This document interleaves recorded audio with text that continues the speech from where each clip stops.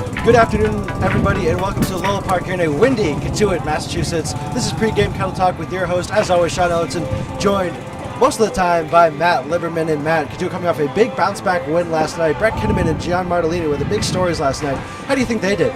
Well, I thought that they were nothing short of spectacular. Brett Kinneman got on base 5 times, the most of any Kettleer last night. Hit his first home run of the season, a 2-run shot over right center field. So a great game for him, and then Martellini as well picking up a few RBIs early in the game. He had another very solid performance overall. And you have to figure that Kinneman and Martellini are going to become key parts of this offense that were their true 1 through 9 offense. Now let's switch to the other side of things with the pitching. Adam Scott got his first start last night. How do you think he did on the mound? I thought the first few innings were really solid, and I thought he started to lose it a little bit towards the end when he was facing the order for the second time, and people really started to see that he didn't have much of a breaking ball going for him last night. Early on, he was commanding his fastball. It was low, it was away, and he was able to get swings and misses. That kind of stopped the second time through the order. I don't think that the stat line shows, though, a correct description of the game, because I think he had a solid performance, and he did what he needed to do to keep them in the game, but his ERA doesn't show that as of last night. Definitely a solid performance last night for the Kettleers. Now let's go down to Biernat, who's standing fieldside with head coach Mike Roberts. Thanks, Sean. I'm here today with head coach Mike Roberts.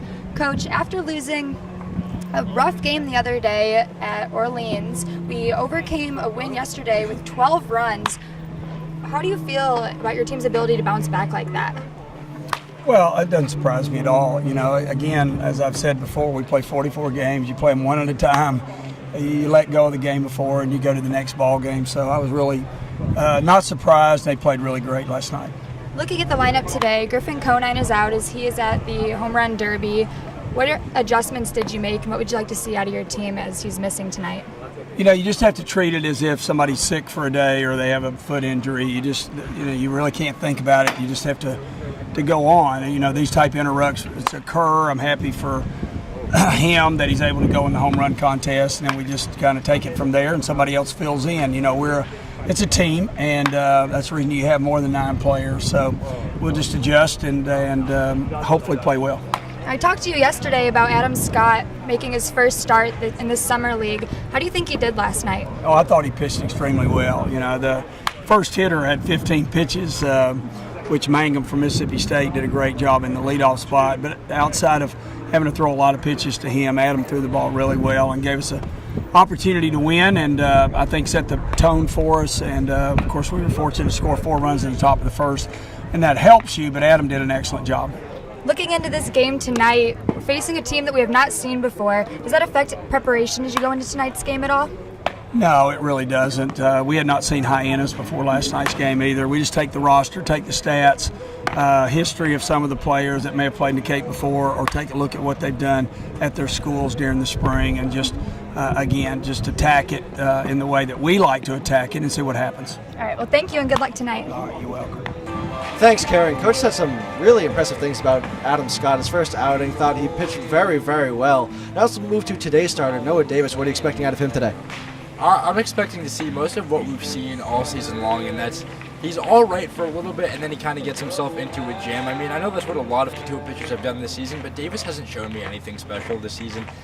He's shown that he can get the ball up around 93, 94 if he really has to. He doesn't have much of a breaking ball. First game barely got out of the first inning, only made it to the second. Last game made it to the 5th inning. I would expect about the same today, maybe the 4th or 5th inning for Davis, but he hasn't really impressed me so far. You have to think the innings limit is something that factors into that. Also, his lack of reps, I suppose, is another way to put it. Now to the offensive side of things. Griffin Conine, obviously away at the home run derby. But also Gian Martellini, who we touched on earlier in the program, is not in the lineup. What adjustments do you think Coach Roberts has made?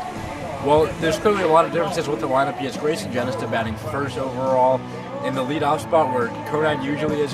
Jenista, who's normally second, and that's now taken by Brett Kinneman, who has been pretty hot as of late. So just finding those streaky players to sub them in for where he's missing his better players, and just figuring out a different defensive schemes. Obviously, Conine is a great right fielder as well, so it's just finding different pieces and finding the pieces to fit that jigsaw puzzle. Yeah, Miles Lewis and Thomas Dillard will be inserted into the lineup tonight for those 2 missing pieces. Now let's go to Biernat, who's with Greyson Jenista. Thanks, Sean. Now, I'm here today with Greyson Jenista, who is in his second season playing with Cotuit. Can you tell us about some differences between last season and this season? Got a good group of guys. We all get along with each other. Every year's different, but coach is a little different from last year. It was kind of a hard year for all of us, but it's a new year. Speaking of some differences, we're seeing you in the leadoff spot today. Does that affect your approach at the plate? No, I was in the leadoff spot earlier this year, and I was there all through the college season. But with Conan out, got to make some adjustments till he gets back on Sunday, I think, and just gonna have to get through it.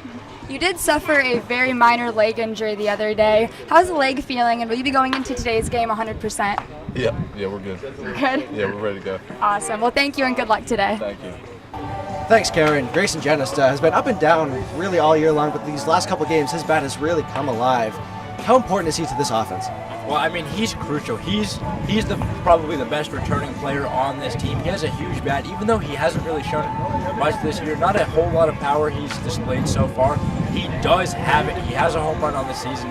He played very well at school this year. It's only a matter of time before he really starts to get going. He's gotten his batting average up to around 330 right now. It's sitting at a comfortable 327, and that has just gone up and up and up in the last week. So I would expect a lot more of the same going forward.